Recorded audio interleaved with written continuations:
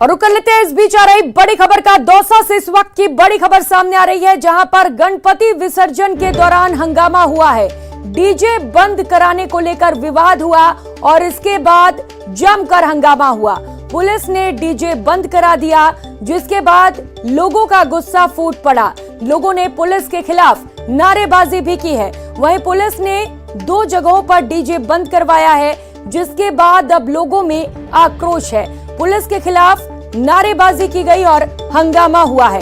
ये तस्वीरें भी आपको दिखा रहे हैं। दौसा से ये तस्वीरें हैं, जहां पर गणपति विसर्जन किया जा रहा था। इस दौरान डीजे बजाए जा रहे थे, जिसको पुलिस ने मौके पर पहुंचकर रोक दिया और इसके बाद जमकर बवाल मच गया। लोगों ने पुलिस के खिलाफ नारेबाजी की और आक्रोश जताया। सहयोगी आशीष इसी खबर पर ज्यादा जानकारी के साथ जुड़ चुके हैं। आशीष, क्या है पूरा मामला? डीजे क्यों बंद करवाया गया और अभी क्या कुछ ताजा अपडेट? बिल्कुल प्रियंका, आज अनंत चतुर्दशी है और दौसा शहर के जो गणेश पंडाल सजाए गए थे, आज गणेश प्रतिमाओं को विसर्जन के लिए गेटोलाव धाम में ले जाया जा रहा था। जैसे ही बीच रास्ते में डीजे की धुन पर जो श्रद्धालु है वो नाचते गाते हुए गणेश प्रतिमा का विसर्जन के लिए जा रहे थे। इसी दौरान दौसा की कोतवाली थाना पुलिस ने जगह जगह जो विसर्जन यात्राएं निकल रही थी उनके डीजे बंद करा दिए, जिसके बाद में श्रद्धालुओं में जबरदस्त आक्रोश देखा गया और उन्होंने पुलिस के खिलाफ जमकर नारेबाजी की है। करीब आधा से 1 घंटे तक जो विसर्जन यात्राएं हैं वो बीच सड़कों पर रुकी रही है। दौसा शहर के नगर परिषद के सामने और गुप्तेश्वर सर्किल पर 2 जगह जो विसर्जन यात्राएं थी वो श्रद्धालुओं ने रोक दी और पुलिस के खिलाफ जमकर नारेबाजी की, जिसके बाद पुलिस के अधिकारी मौके पर पहुंचे हैं, श्रद्धालुओं से समझाइश की है और नियमों की हवाला दिया गया है कि सरकार के इस तरह के नियम है कि डीजे बजाना पूरी तरह अवैध है। इस तरह की जब काफी देर तक समझाइश चली है, उसके बाद में श्रद्धालु माने हैं और वहां पर अब ढोल के धुन पर ये जो विसर्जन यात्राएं ये निकाली जा रही हैं और अभी कुछ मिनट पहले जो विसर्जन यात्राएं ये गेटोलाव धाम के लिए रवाना हुई है। जी, लेकिन आशीष, क्या डीजे बजाने से पहले परमिशन नहीं ली गई थी, इसीलिए इस कार्रवाई को किया गया है? बिल्कुल, डीजे बजाने से पहले परमिशन नहीं ली गई थी, लेकिन श्रद्धालुओं का कहना था कि पिछले कुछ दिनों से काफी धार्मिक यात्राएं निकली गई हैं। उन धार्मिक यात्राओं में इस तरह के डीजे बजाए गए थे, लेकिन पुलिस ने आज ही गणेश अनंत चतुर्दशी की जो यात्राएं निकल रही थी इसको डीजे बंद किया है। इसको लेकर श्रद्धालुओं में नाराजगी थी कि नियम सबके लिए बराबर होने चाहिए। ग्रामीण क्षेत्रों में खूब डीजे निकल रहे हैं, शहरों में भी खूब निकल रहे हैं, लेकिन पुलिस पर्टिकुलर सभी पर कार्रवाई नहीं करके कुछ धार्मिक यात्राओं को रोकती है। इस कारण बिल्कुल आशीष, डीजे को लेकर कई बार ऐसे विवाद देखने को भी मिले हैं। बहुत शुक्रिया आपका इन तमाम जानकारियों के लिए। हो गया। और करेंगे इस बीच एक और बड़ी खबर सामने आ रही है। चूरू से गैंगस्टर संपत नेहरा के नाम से फिरौती का मामला सामने आया है। मार्बल टाइल्स व्यवसायी को धमकी दी गई है। व्हाट्सएप कॉल कर परिवार को जान से मारने की धमकी मिली है। व्हाट्सएप पर फोटो भी भेजे जा रहे हैं और इसके साथ ही मैसेज भी किए जा रहे हैं। मूसे वाला जैसा हाल करने की धमकी दी जा रही है। व्यवसायी ने सुरक्षा के लिए एसपी से गुहार लगाई है। चूरू शहर के मार्बल और टाइल्स व्यवसायी का तेलंगाना में भी कारोबार है। तो एक बार फिर से धमकी दी जा रही है। धमकी भरा कॉल आया है। व्हाट्सएप पर कॉल करके ये धमकियां दी जा रही है। इसके साथ ही फोटो भी सेंड किए जा रहे हैं और मैसेजेस भी आ रहे हैं। इसे लेकर पीड़ित ने सुरक्षा की गुहार लगाई है और एक बार फिर से इस तरीके से धमकी मिलने से व्यवसायियों में भी आक्रोश है और क्षेत्र में हड़कंप मचा हुआ है।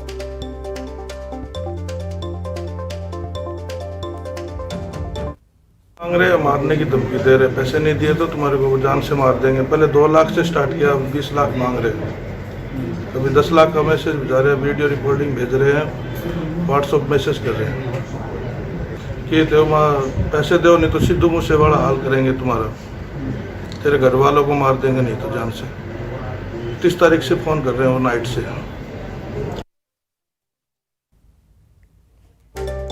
मनोज सहयोगी इसी खबर पर ज्यादा जानकारी के साथ जुड़ चुके हैं। मनोज, बदमाश बिल्कुल बेखौफ हो चुके हैं। एक बार फिर से धमकी मिली है व्यवसायी को। क्या कुछ अपडेट, क्या कुछ कार्रवाई की गई है फिलहाल पुलिस की ओर से? जी बिल्कुल, मैं ये बताना चाहूंगा कि ये पहली दफा नहीं है जब चूरू के अंदर इस तरह की पहली घटना हुई है। रंगदारी के नाम पर इससे पहले भी एक टाइल व्यवसायी था जिसके साथ रंगदारी का मामला सामने आया था। इसके अलावा 4 लोग वहां उसे धमकाने के लिए भी हथियार सहित पहुंच गए थे और लूट भी हुई थी। और ये दूसरा ऐसा ही मामला है जब एक मार्बल टाइल व्यवसायी है जिससे गैंगस्टर संपत नेहरा के नाम से रंगदारी की मांग की गई है। रुपए नहीं देने पर परिवार को जान से मारने और व्यवसायी का सिद्धू मूसेवाला जैसा हाल करने की धमकी दी गई है। वॉइस मैसेज, टेक्स्ट मैसेज के अलावा जो वीडियो मैसेज है वो भी इसको भेजे जा रहे हैं। और एकदम जो डरा सहमा जो व्यवसायी है वो आज एसपी दफ्तर भी पहुंचा। हालात जो दहशत की अगर बात की जाए तो इतनी कि वो अपना चेहरा ढककर है वो एसपी दफ्तर पहुंचा और उसने मीडिया से भी ये कहा है कि अपना उसका नाम कहीं भी प्रकाशित न किया जाए।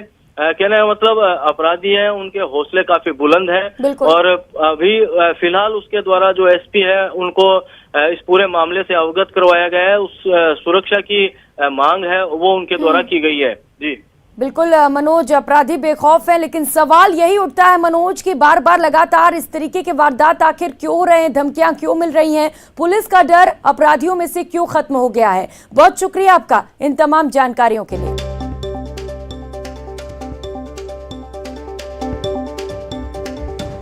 और अब बात भरतपुर की, जहां बैंक लूटने आए बदमाशों के मंसूबे तब नाकाम हो गए जब एक कर्मचारी ने समय रहते सायरन बजा दिया और बदमाश फरार हो गए। स्क्रीन पर आप तस्वीरें देख सकते हैं कैसे ये 4 नकाबपोश बदमाश पीएनबी बैंक में लूट के इरादे से घुस रहे हैं।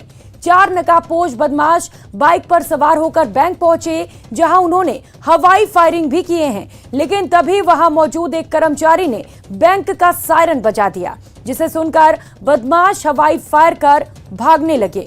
बैंक में उपभोक्ताओं की भीड़ लगी हुई थी और उसी का फायदा उठाकर बदमाश फरार हो गए। वारदात कल दोपहर की है, जिसका सीसीटीवी फुटेज सामने आया है।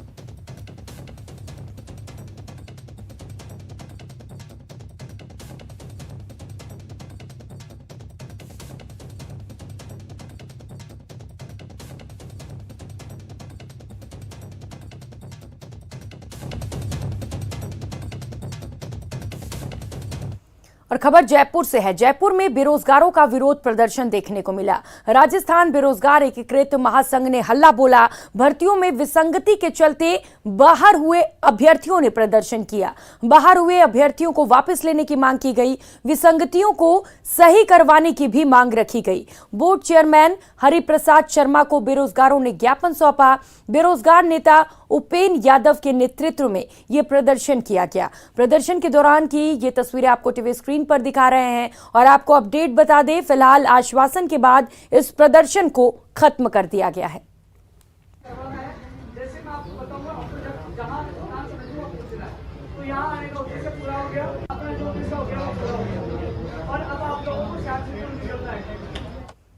और फिलहाल यहाँ वक्त चला एक छोटे से ब्रेक का, लौटेंगे फौरन।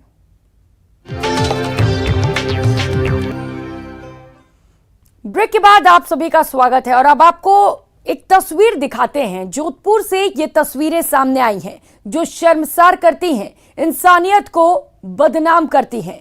तो ये तस्वीर देखिए और देखिए जरा, सड़क पर जहां तक नजर जाएगी बीच सड़क यूं ही गायों के शव पड़े मिलेंगे।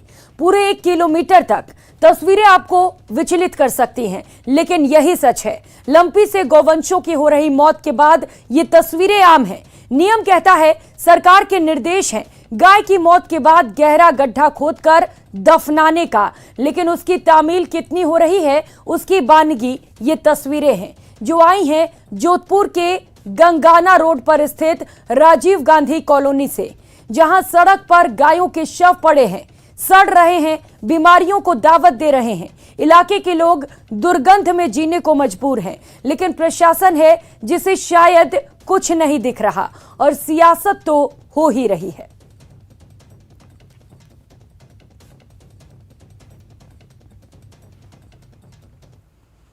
तो लंपी को लेकर सियासी जंग जारी है। बीजेपी प्रदेश सरकार को घेर रही है। प्रदेश भर में बीजेपी ने जिला कलेक्ट्रेट में ज्ञापन सौंपा। साथ ही साथ सरकार को लंपी से निपटने को लेकर पूरी तरह से फेल बताया। सरकार की तरफ से कोई इस समय कोई किसी तरीके का व्यक्तिगत तौर पर सरकार का कोई प्रयास दिखता नहीं है। सरकार खाली वर्चुअली कनेक्ट है या चिट्ठी पत्री लिखती है या उसको राष्ट्रीय आपदा घोषित करने की काम करती है, लेकिन ये बताएं, क्योंकि राजस्थान से कंसर्न है, कम से कम यहाँ के गोवंश को, पशुधन को बचाने के लिए, किसानों को सहूलियत देने के लिए आपका नैतिक कर्तव्य है कि राजस्थान में इस चीज को युद्ध स्तर पर आप लोग एक अच्छी कार्य योजना के साथ करें तो मुझे लगता है बेहतर होगा। लेकिन अभी स्थिति जिस तरीके से देखते हैं वो बहुत ही मानवीय संवेदनाओं को झकझोरने वाली है और दुर्भाग्यपूर्ण भी है, चिंताजनक भी है। सरकार संज्ञा शून्य है। 74 ऐसे पशु चिकित्सालय उपकेंद्र है जो बंद पड़े हैं। इस लंपी के फैलने के बाद एक भी चिकित्सक और पशुधन सहायक की नियुक्ति नहीं हुई, दवाइयां नहीं है और मृत पशुओं को दफनाने के लिए वैज्ञानिक तरीका नहीं है। और जिन गरीब किसानों के लाखों लाखों रुपए के पशु चले गए उसका सर्वे करवा करके उनको मुआवजा देना चाहिए, परंतु पता नहीं अशोक गहलोत जी को क्या हो गया है, वो इस तरफ काम कर नहीं पा रहे हैं। लंपी को लेकर सियासत तेज है। बीजेपी इसे मुद्दा बना रही है, सवाल उठा रहे हैं गायों की मौत के बाद खुले में छोड़ने को लेकर, सड़क पर गायों के शवों को लेकर। तो अब पशुपालन मंत्री ने मोर्चा संभाल लिया है। लालचंद कटारिया ने सभी जिला कलेक्टर्स और स्थानीय निकायों को संक्रमित पशुओं का गाइडलाइन के मुताबिक दफनाने के निर्देश दिए हैं। राजस्थान में लंपी वायरस तेजी से फैलता जा रहा है और पशुओं के मौत के आंकड़े भी चिंताजनक होते जा रहे हैं। हमारे साथ पशुपालन मंत्री लालचंद कटारिया हैं, उनसे बात करते हैं कि जिस तरीके से मृत पशुओं को स्थानीय निकायों द्वारा खुले में डाला जा रहा है, किस तरीके से वो हानिकारक हो सकता है और किस तरीके से सरकार इस मामले को लेकर गंभीर है। तो जिस तरीके की जो तथ्य सामने आ रहे हैं कि मृत पशुओं को, लंपी से संक्रमित पशुओं को बाहर फेंका जा रहा है, किस तरीके की आपके पास सूचनाएं हैं और क्या कुछ सरकार इसमें आगे करे? देखिए, ये सूचनाएं जो हमारे को प्राप्त हो रही है उसके बारे में पूरी जानकारी है और कल भी हमने रिव्यू किया है। उसमें जिला कलेक्टर्स को पाबंद किया गया है कि स्थानीय निकाय की जो जिम्मेदारी है, चाहे नगर पालिका हो, नगर निगम हो, ग्राम पंचायत हो, उनको पैसा भी अलग से दिया गया है। एसडीएम्स और कलेक्टर्स को पाबंद किया गया है और जो जानकारी मिल रही है हम रोज़ उस पर बातचीत करते हैं। और हमने पूरी सख्ती के साथ में कलेक्टर्स को पाबंद किया है कि विधि विधान के साथ में जो मृत गाय है, हमारा गोवंश है, उसका वो डिस्पोजल करें।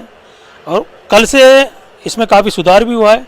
मैं लगातार कलेक्टर्स के संपर्क में हूँ और जहाँ से भी जानकारी हमारे को ऐसी मिलती है हम तुरंत उस पर कार्रवाई करते हैं। और उनको ये भी कहा गया है कि लंपी बीमारी से जो गोवंश है उसका अलग डिस्पोजल करें और जो सामान्य रूप से जो बुजुर्ग जानवर है जिसकी उम्र हो जाती है उसका वो अलग से डिस्पोजल करें। क्योंकि कहीं ठेका प्रथा भी है ग्राम पंचायतों में, पंचायत समितियों में, नगर पालिकाओं में, नगर निगम में, तो ठेकेदारों को भी ये पाबंद किया गया है कि वो डिस्पोजल की जो कार्य प्रणाली है उसमें सुधार करें। ये जो खुले में डाल रहे हैं, किस तरीके से इससे बीमारियों की आशंका है? लंपी वायरस तो फैलता ही है, दूसरे जो पशु हैं वो भी संक्रमित हो सकते हैं और भी बीमारी आ सकती है। निश्चित तौर पे आप सही कह रहे हैं कि संक्रमण फैलने की तो आशंका बहुत ज़्यादा रहती है। इसीलिए हमने कल से कलेक्टर को दोबारा कहा है कि जहाँ भी इस प्रकार की जानकारी है तुरंत डिस्पोजल वो खुद अपनी व्यवस्था के अनुसार करवाएं। और खबरों में आगे बढ़ेंगे। एलन कोचिंग में अब सिविल सर्विसेज परीक्षाओं की तैयारी कराई जाएगी। इसमें अभ्यर्थी आईएएस, आरएएस, कैट, क्लेट, आईपीमेंट और CUET जैसी प्रतियोगिता परीक्षाओं की तैयारी कर सकेंगे। जयपुर के आरएस क्लब में आयोजित कार्यक्रम में एलन के महानिदेशक नवीन माहेश्वरी और senior vice president CR Chaudhary ने कोर्सेज को लेकर जानकारी साझा की और कहा कि इंजीनियरिंग, मेडिकल परीक्षाओं के साथ साथ अन्य क्षेत्रों में विद्यार्थियों के कैरियर की अपार संभावनाएं हैं। ऐसे में विद्यार्थियों को गुणवत्तापूर्ण शिक्षा, बेहतर माहौल देने के लिए ये पहल की जा रही है। आपको बता दें कि कार्यक्रम में बतौर मुख्य अतिथि के तौर पर राजस्थान हाईकोर्ट के पूर्व न्यायाधीश दीपक माहेश्वरी ने शिरकत की, जबकि ADG गोविंद गुप्ता भी कार्यक्रम में शामिल हुए। मिक्स चलेगा जिसके अंदर स्कूल लेवल भी चलेगा और कॉलेज लेवल भी। पहले ने पहली बार विज्ञान के अलावा जो दूसरे कोर्स हैं, कॉमर्स के, आर्ट्स के और 12th के साथ के भी और 12th के बाद के भी, और साथ ही साथ जो सिविल सर्विसेज है उसके लिए और स्टेट एडमिनिस्ट्रेशन सर्विसेज यानी कि RS, IPS, RPS, RJS जो इस तरह की परीक्षाएं हैं। और तीसरा वर्टिकल हमारा रहेगा मैनेजमेंट का, जिसके अंदर कैट, IPMAT ये सब परीक्षाओं के लिए भी हम अलग से तैयारी कराएंगे। इस बुलेटिन में फिलहाल इतना ही। खबरों का सिलसिला जारी है, आप बने रहिए हमारे साथ। नमस्कार।